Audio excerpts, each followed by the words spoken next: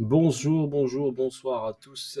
J'espère que tout le monde passe un bon week-end. Seed Trading avec vous. Voilà, après un beau petit match effectué par l'équipe de France, de très bon match de football contre le Danemark, je vais vous faire une petite analyse sur le BTC, une petite analyse explicative. Voilà. Donc là, qu'est-ce qu'on a? On a le BTC, j'ai pris le Bitcoin en CME. Je l'ai mis en time frame Daily 2, donc une bougie correspond à 2 jours pour votre information. Donc là, ici, j'ai l'ancien ATH sur les 20 000 $. D'accord? On constate quoi? On se constate ici qu'on a eu la grosse correction ici, jusqu'à arriver aux 3110. Donc les niveaux qui m'intéressent sont tous présentés sur ce graphique. Donc les 3110 ici ont donné ensuite cette poussée haussière jusqu'aux 70 000. D'accord? 69 830 exactement en CME. Donc là, qu'est-ce qu'on a? On a ici un plus bas et un plus haut. Donc ça, c'est notre structure majeure du Bitcoin. Tant que cette structure majeure, ces 3110 ne sont pas inquiétés, ne sont pas fracturés, la tendance de fond monthly, weekly, annuel, trimestriel, ce que vous voulez, en gros time frame, elle est haussière. Donc ça, on est d'accord. Donc là, à partir des 70 000, on a subi quoi? Un retracement. C'est comme ici, on est monté aux 20 000, on a subi un retracement. Il y en a qui appellent ça bear market. Pour moi, en trading, j'appelle ça un retracement. Même si ce retracement est profond, pour moi, ça reste un retracement. Donc comme ici, on a eu cette hausse ensuite ici. Donc le démarrage du prix des 3110. Donc un démarrage du prix. On a créé ce plus bas ici. Et on a fait ici une descente ici. On a créé le lolo. Donc à partir de ce lolo, on n'a pas effectué de plus bas. Le prix a démarré, hop, il est parti vers le haut. Donc on constate bien que ce mouvement haussier, on dirait une parabole bien sûr, comme en mathématiques. Donc vous avez une parabole ici, d'accord? Et là on constate que les plus bas à partir d'ici sont de plus en plus hauts, d'accord? Donc le plus bas important 3110, le deuxième 4225 et ici celui-ci au 9975. Donc le prix, d'accord, restera aussi tant qu'il ne cassera pas ce niveau-là. Donc là, il faudra faire très attention à ce niveau-là. Pour l'instant, on n'y est pas. D'accord? Pour l'instant, on a pris l'ancien ATH avec une grosse accélération haussière. Donc vous voyez cette grosse accélération haussière. Ça nous donnerait bien sûr comme je vous ai dit, comme une parabole. Donc c'est comme ceci ici. Donc cette accélération haussière ici, d'accord, peut nous ramener bien sûr sur ce niveau de prix ici, vu qu'on a ici une parabole de prix. D'accord? Donc le BTC peut revenir sur la zone qui est ici des 9975. Donc il faut le garder en tête. Et également, bien sûr, le démarrage de ce mouvement haussier s'effectue sur ce mouvement des 4200. D'accord? 4220. Donc ici, on a ce mouvement parabolique, comme en mathématiques, qui a démarré des 4225. Il faut juste en garder en tête que ce niveau des 4225 peut être pris, d'accord? Peut être pris sans prendre celui-là qui est en dessous, ou revenir dans cette zone, ok? Pour l'instant, le plus important, donc on a 1, 2, 3. Donc là, on a fait quoi? On est monté, on a créé notre low, là on avait un low and high, on a créé le high high ici, d'accord? Et après, on est parti casser l'ancien TH pour faire un high high suivi d'un autre high high et le prix à partir de là s'est retourné. Ok, donc nos repères pour l'instant est sur cette zone. Si on vient dans ce niveau-là, ok, j'essaie de vous expliquer le plus simplement possible. Ça, c'est la structure majeure. Structure majeure, la plus importante. Là, on avait une structure mineure. Donc, si je trace un petit rectangle ici, ça donne ici cette structure-là, ce point bas ici, où le prix est parti faire son ATH ici. Et ça, c'est la structure mineure. Donc, cette structure mineure, elle a été impactée parce qu'on l'a fracturé. Donc, on l'a cassé ici.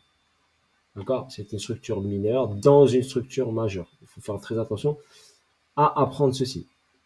Donc, quand un prix, donc ici, casse ici, forcément, il a cassé cette structure mineure, il va en créer une autre.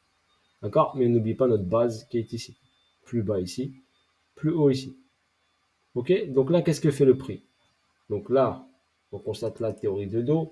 Théorie de dos, on constate que les plus bas, ici, clac, ici, sont de plus en plus hauts. Donc le prix, la tendance ici, est restée haussière.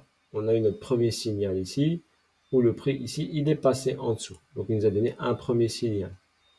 Ensuite, il est parti faire une cassure vers le haut ici. D'accord? Mais il nous avait donné une première alerte avec cette chute importante ici, avec un déséquilibre de marché et avec une grosse accélération. Ensuite, le prix est monté en haut et il a pris ici l'ATH et a fait un nouvel ATH. À partir de ce moment-là ici, donc on a nos repères. Nos repères, c'est ce niveau-là, 9975. Donc on a créé ici ce niveau-là, donc ce high-low et ce high-high. Donc on est venu chercher quoi? Le prix est venu chercher quoi? Il a créé ici un niveau ici, d'accord? Et il a retracé. Donc là, on a eu quoi? Une intention haussière. Donc on a incité les gens à acheter, d'accord? Comme sur cette première impulsion ici. On a incité les gens à acheter et après le prix a continué à descendre. Et on a cassé la structure mineure. Donc à partir de cette cassure ici, on a une petite réaction et une continuité de baisse. Donc là, on a une latéralisation et on remarque que la force baissière commence à diminuer. Donc ça, il faut le constater. Ici, hop, on est descendu en escalier. Ici, puissance de descente, cassure avec force, d'accord? Cassure de la structure et ici, une accélération baissière. Donc on constate, si on utilise par exemple les vagues, donc si on utilise ici les vagues ici on aurait quoi ici? On aurait une vague A, d'accord? Suivie d'une vague B, suivie d'une vague C. Donc C et C. OK? Donc on a une vague A, B et C. On a un retracement B ici. Ce retracement B ici, qui a donné de la force au marché pour remonter ici, d'accord? N'est pas allé plus haut. Donc il a créé un niveau ici, et ensuite il a accéléré vers le bas. En accélérant vers le bas, le marché nous a laissé bien sûr des déséquilibres. Comme ici, quand il a accéléré vers le haut, il a laissé un déséquilibre. On a également ici un déséquilibre de marché sur cette accélération-là. C'est comme ça qu'on a de fortes probabilités de revenir visiter les 12 770 et 9 900. Pas forcément tout de suite. C'est vrai qu'on y est proche ici. On est tenté à dire que l'actif peut venir ici. D'accord? Aller chercher vers le bas. Si on fait par exemple cette descente-là, ça engendrerait une baisse, d'accord, de l'actif d'encore d'une vingtaine de pourcents. OK? Pour aller chercher ça. Ce qui n'est pas impossible. OK? N'est pas impossible. Mais personnellement, je verrais bien sûr, un retracement d'abord après ce rallye baissier. Donc là, il a créé ici une accélération. Là, il y a un déséquilibre sur les 20 000 dollars. On constate bien ici qu'il y a un beau déséquilibre ici sur les 20 000. Donc on risque fortement de venir la visiter. Ici, si on utilise par exemple Wyckoff, d'accord, on a quoi ici? Donc ici, on avait ici une distribution sur ce niveau-là. Le prix a distribué. OK. Ici également, on avait une distribution. Le prix a distribué. Il vient passer sous ça, donc il est passé en dessous. D'accord? Et là, ici, on avait ici une redistribution, ou bien une distribution, si vous voulez, avec ici UBC, UT, UTAD. Et après, on est parti chercher vers le bas. OK? On a pris ici ça. On a eu cette réaction haussière pour une continuité baissière. Si on utilise bien sûr notre Fibonacci, notre 50% de la structure majeure, donc de ce plus bas à ce plus haut, me donne cette zone d'équilibrium. D'accord? Cette zone des 50%. OK? Cette zone des 50%, c'est les 36 615. Si j'utilise mon Fibonacci, par exemple, en logarithmique, d'accord? Il y en a qui l'utilisent en logarithmique. Donc, on l'utilise en logarithmique ici. OK? Donc là, il va paramétrer en logarithmique et mon 50% logarithmique sur la structure majeure est de 14 765. Et on constate quoi? C'est que si je trace ici ce niveau-là de ce 50%, d'accord? On est pratiquement venu dessus. OK? Donc normalement, quand on est en zone ici premium, on favorise bien sûr les ventes. Donc là, au niveau logarithmique, la zone premium, elle est au-dessus des 14 765. On favorise les ventes. Et en dessous de cette zone des 50, donc majeure et algorithmique, on favorise les achats. Donc on peut aller faire une petite visite ici sous ce 50% logarithmique, donc sous les 14 765, qui est très très proche. D'accord? Remarquez bien ici, vous regardez la bougie ici, la mèche est bien venue chercher ici, proche de cette zone, en 4845. Donc, un petit plus bas ici serait pas négligeable pour venir ici le valider, le faire et avant de partir. Bien sûr, il peut travailler d'abord vers le haut avant d'aller vers le bas. C'est ce qu'il fait en ce moment. D'accord? Il a travaillé un peu vers le haut. Il peut aller visiter en bas, prendre de la force et aller valider tout ça. Donc là, c'est notre équilibrium logarithmique. D'accord? Donc ici, pour moi, cette intention haussière, bien sûr, ça, c'est de l'argent. Donc forcément, le prix risque fortement d'y revenir. Ici, on a quoi? Un mouvement. Ici, la bougie qui a cassé, qui a créé un déséquilibre ici, sur les 56 000 $. Donc la zone ici, c'est un gros déséquilibre de marché entre les 56 et les 53 dans cette zone ici. Donc ça, c'est une zone où il y a un gros déséquilibre daily 2. D'accord? Si on marque ici ce point-là, ok, et ce point-là, où le démarrage de cette baisse s'est effectué, donc on remarque bien, c'est le démarrage de cette baisse qui s'est effectué, on a une zone entre 52 515 et 56 400 où on risque fortement, ok, d'y revenir. Ça, cette hausse ici, ça s'appelle un inducement. Donc là, c'est un inducement. Donc c'est de la liquidité en attente. Tout ça, c'est de la liquidité en attente. Car les market makers ont poussé le prix vers le haut. D'accord? Et ça, c'est des ordres qui sont acheteurs. Donc c'est des ordres d'achat. Ok? Qui sont en perte. Donc là, vous avez une poussée ici. Vous la voyez, celle-ci. Ça, c'est des zones d'achat. Quand on a fait ici ce petit retour, on a fermé quelques, mais on n'a pas tout fermé. Donc il y a des ordres forcément ici acheteurs qui sont perdants par rapport à toute cette baisse. Aussi, j'essaie de vous expliquer le plus simplement possible. Donc forcément, on doit revenir fermer, okay, ces niveaux-là. On doit venir fermer ces ordres-là. Pour venir fermer ces ordres-là, mais il faut pousser le prix vers le haut ici pour aller les clôturer avant d'effectuer une grosse baisse. Donc pour aller visiter ici les 12 000, 10 000, voire en dessous des 10 000, je ne vois pas le marché comment il peut continuer directement en gardant des ordres aussi perdants, d'accord, sur ce niveau-là. Je sais qu'ils sont capables de garder des ordres perdants pendant longtemps, mais ça me paraît beaucoup, ce serait plus pour moi judicieux au niveau technique, d'accord, au niveau technique de faire ceci, donc de faire ici, tout ça, ce serait une grande A, ok, suivi d'une B, suivi d'une C, et on ira chercher les zones basses ici, ok, pourquoi pas. Mais après, ça dépend de la force vendeuse. Si elle est vraiment puissante, on peut bien sûr soit s'arrêter ici, soit l'exploser carrément. Mais je verrai bien un temps d'arrêt ici, bien sûr. Sur cette zone-là, je ne vois pas le prix pour l'instant descendre en dessous des 9 980 de suite. Ok, pour moi, elle doit tenir ça pour donner un élan aussi. Donc ça, c'est bien sûr mon point de vue à moi, c'est le point de vue de Seed Trading, donc c'est mon avis que je vous partage, d'accord? Que moi personnellement, comment je vois l'évolution du prix du BTC sur ce niveau-là. Après, s'il y a de grosses mauvaises news, ah bah, on va aller, la force vendeuse est puissante vers le bas, ce qui me paraîtrait un peu bizarre pour aller chercher directement en bas sans fermer ses positions. Donc on constate que la structure mineure, donc c'est celle-ci. Donc on a hop fracturé, ok, cette structure mineure. Donc quand vous tradez ici, quand vous avez une baisse comme ça, on remarque bien qu'on n'a pas eu un pullback sur la zone, d'accord? Donc on peut avoir un pullback. Donc la tendance reste haussière. Et pour moi, tout ce mouvement ici, c'est un pullback. On va juste faire un pullback sur une zone bien précise pour repartir vers le haut, car la tendance de fond all time frame, donc monthly, weekly, annuel s'il vous plaît, reste haussière, tant que le niveau des 3110 n'est pas inquiété.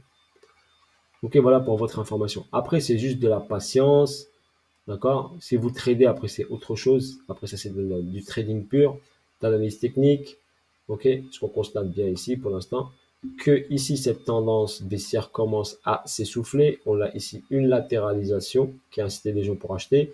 Même principe, cette latéralisation a été plus importante. Donc, on remarque bien ici que cette latéralisation est beaucoup plus importante que l'autre. Donc, on va le prendre ici. Donc, on remarque ici que cette durée ici a duré 102 jours, d'accord? Donc 102 jours et celle-ci a duré, donc cette latéralisation a duré 132 jours. Donc on constate que la latéralisation est beaucoup plus importante. Pourquoi le prix a cassé ici? Parce qu'ici il y avait beaucoup d'argent ici, donc les gens sont rentrés en achat, en achat, en achat, voire en levier. Donc c'était très facile d'aller chercher cette liquidité-là sur ce support, d'accord, où les gens ont acheté dessus. Ok, donc voilà pour votre information. On va voir ici, est-ce que cela va durer ou pas. Ou sinon, on a un petit plongeon ici et après on y va. D'accord.